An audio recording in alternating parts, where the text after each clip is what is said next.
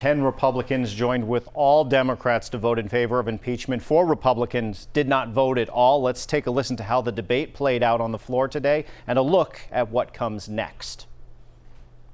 The President of the United States incited this insurrection, this armed rebellion against our common country.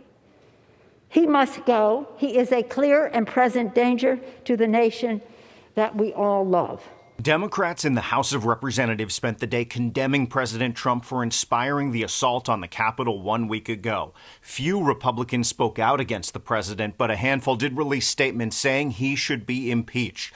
The most damning of which came from Liz Cheney, the number 3 ranking House Republican and daughter to the former vice president. Democratic Majority Leader Steny Hoyer of Maryland read her statement on the floor. She characterized it as the biggest betrayal of any President of the United States in our history.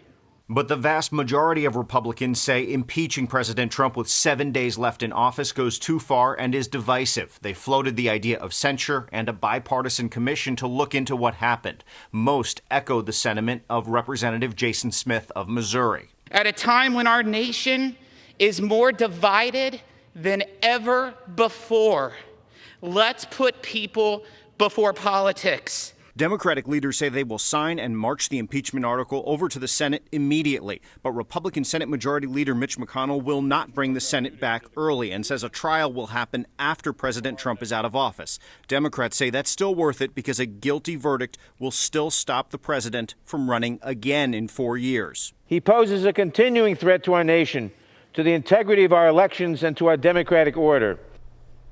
Leader McConnell put out a statement just a few minutes ago underscoring his position and saying he believes it's important to focus on the inauguration and the safety around that event for the next week. President Trump has yet to respond to being impeached for this historic second time. He did put out a statement earlier in the day trying to calm people down and say there should be no more violence. Tamsin and Corey. You know, it's interesting. On a day like today, you'd usually look for a tweet.